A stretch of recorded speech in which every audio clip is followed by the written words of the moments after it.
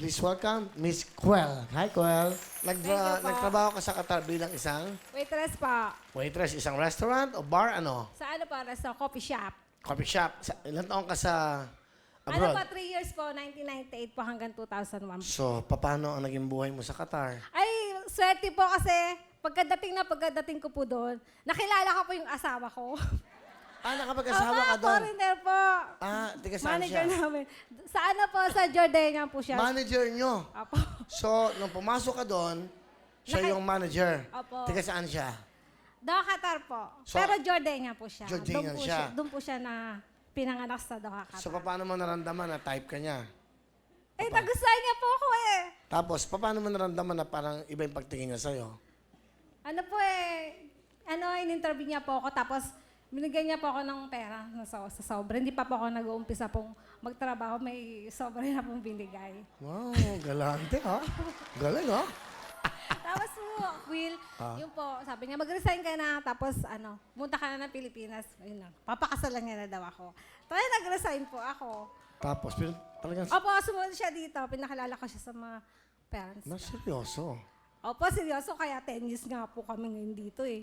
Kasi dito po kami ngayon naka-base. Pakilala mo na ang lalaki na patibok ng puso mo. Pinakapakilala ko po ang aking asawa, si Jalal. Hello, Kuya Will. Hello, Hello. Jalal. Welcome. Thank you. Nice to meet you finally in person. Oh, thank you very much. Same here. You're from I'm from Jordan. Jordan. You were born in Jordan? I was born in Qatar, in Doha. And then? And that's where I met Raquel, actually. I lived more in the Philippines than I lived in Jordan, to be honest with you. Almost 10 years I've been Why here. is it this woman? Why? I think love in first sight, if you believe in it, it was true. I've been around, I met a few nice ladies in my life, but then I don't know what happened. I don't know if it was a good Cupid or not, but I fell in love, certainly. And this is the Sana? seed of the love.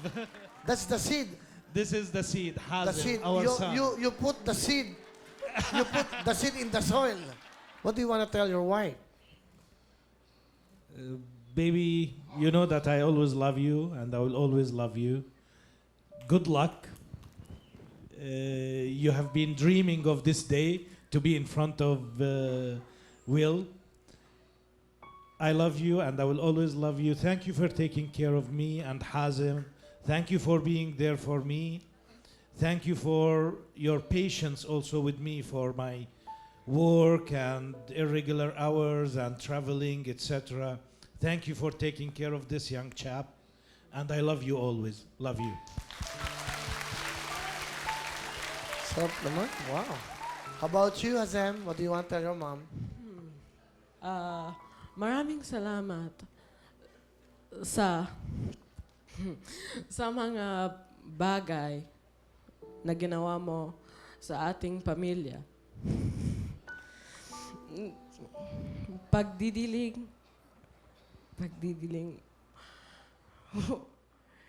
Thank you for adapting to Dad's culture.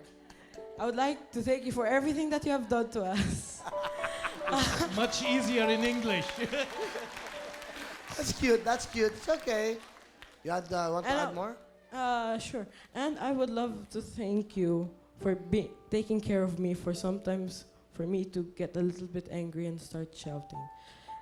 Sorry for all the things that I've done, and I wish both of you would have a long life. I love you very much.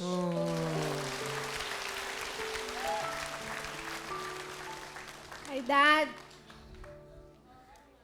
Thank you for